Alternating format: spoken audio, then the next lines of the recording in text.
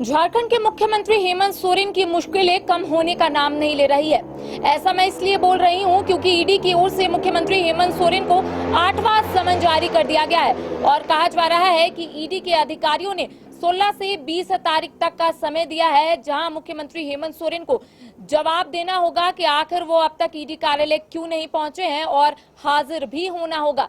इसको लेकर राज्य की सियासी सरगर्मी तेज हो गई है। इससे पहले भी मुख्यमंत्री हेमंत सोरेन को जमीन घोटाले मामले में ईडी की ओर से लगातार समन जारी किया जा रहा था, लेकिन अब तक मुख्यमंत्री हेमंत सोरेन एक बार भी ईडी के अधिकारियों के समक्ष पेश नहीं हुए हैं। लेकिन इस बार ईडी के अधिकारियों ने उन्हें हाजिर होने को कहा है। इससे पहले भी 7वें समन जब जारी किए गए थे ईडी की ओर से, तो आपको याद होगा कि अल्टीमेटम दिया गया था कि मुख्यमंत्री हेमंत सोरेन खुद ही जगह डिसाइड करे, वहीं ईडी के अधिकारी उनसे बयान दर्ज कराने के लिए पहुंच जाएंगे। लेकिन इसको भी लेकर कई बातें सामने आ रही थी। लेकिन एक बार फिर से अब आजसू सुप्रीमो सुदेश महतो ने तमाम बातें कही है। लेकिन ठीक इससे पहले आपको याद होगा कि सांसद निशिकांत दुबे ने भी एक्स हैंडल पर ट्वीट कर कहा है कि मुख्यमंत्री हेमंत सोरेन को ईडी कार्यालय जाना चाहिए। साथ ही साथ उनका कहना है कि शिबू सोरेन की इज्जत रख लीजिए, इस्तीफा दीजिए, नहीं तो ईडी के अधिकारियों के सवाल का जवाब दीजिए। अब एक बार फिर आज सुप्रीमो सुदेश महतो ने कई सवाल उठाए हैं।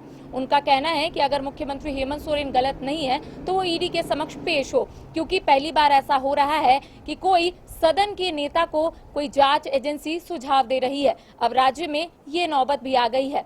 तो आज सुप्रीमो सुदेश महतो ने कई बातों को कहा है। उनका कहना है कि मुख्यमंत्री हेमंत सोरेन को ईडी के समक्ष पेश होना चाहिए।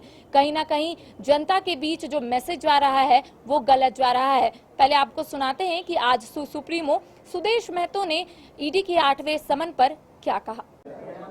चुनाव के साथ साथ चुनाव की तैयारी चलती है, इसी रूप से देखते हैं। चुनाव से पहले गठबंधन चूंकि एक शक्ति से साथ में नहीं जा सकते, इसलिए कई शक्तियों को मिलाकर एक गठबंधन का नाम देके चुनाव लड़ना और मतदाताओं को अपनी ओर आकर्षित करने का काम किया जाता है। जिस तरीके से चल रहा है इन लोगों के बीच विवाद, सीटों के सीट शेयरिंग होती है,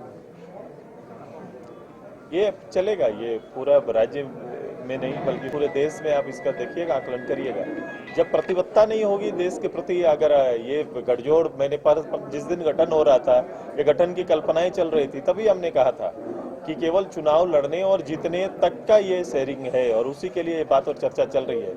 इसमें कहीं देश और देश की तरक्की नहीं दिखाई देता। कोई कमिटमेंट जब तक देश के प्रति, देश के लोगों के प्रति या मुद्दों पर आधारित नहीं होगा, तब तक कोई गठबंधन लंबा समय तक नहीं चल सकता। मुख्यमंत्री जी को 8वां लेटर मिला है।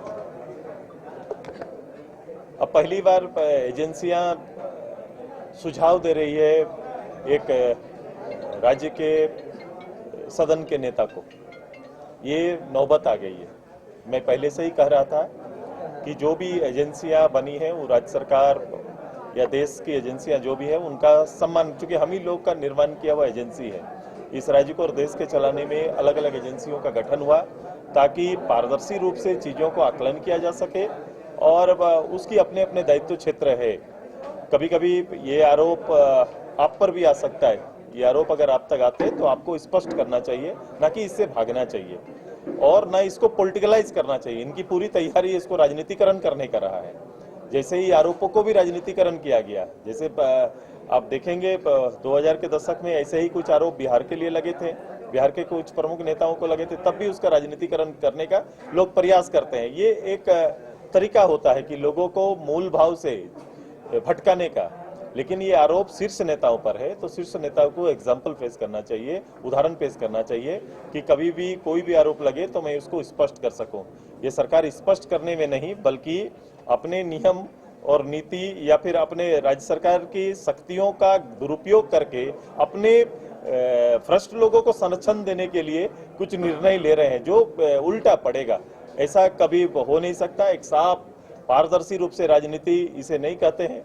इसे हम लोग पहले भी कहे हैं कि ये केवल ये प्रदेश और प्रदेश की सरकार केवल खुद के लिए चला रहे हैं। राज्य की जनता से इसका कोई सरोकार नहीं और इसका परिणाम भी दिख रहा है आपको। राहुल गांधी आज से शुरू कर रहे हैं। राजनेताओं को एक्टिविटी में रहना चाहिए। IIT जी नीट एस्पिरेंट्स के सपने को पंख देने आ गया है।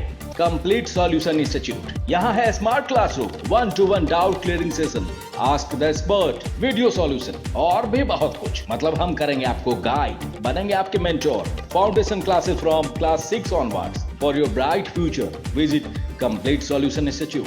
राजधानी रांची में वाइल्ड वादी लेकर आया है रांची फ्लावर पार्क, जहां आकर्षक फूल मोह लेंगे आपका दिल। रात में आकर्षक लाइट से नजारा होगा रंगीन। परिवार के साथ उठाइए ट्रैम्पोलिन पार्क का लुत्फ। की जगह पर मिलेगा amusement park, zip line, bird park, picnic और कुल्हड़ चाय का भी मजा। Monday to Friday entry fee सिर्फ 200 रूपए और सैटरडे और हॉलीडेज में महज 300 रूपए में भरपूर मनोरंजन। तो आइए वाइल्ड वादी।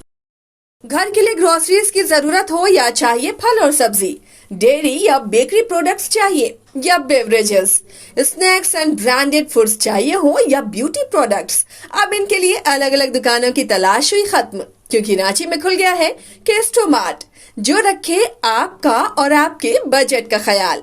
हर सामान पर 5% की छूट, होम डिलीवरी की सुविधा भी। आज ही पधारें Kesto Mart, one-stop solution for every customer's requirements. Call 9153989339.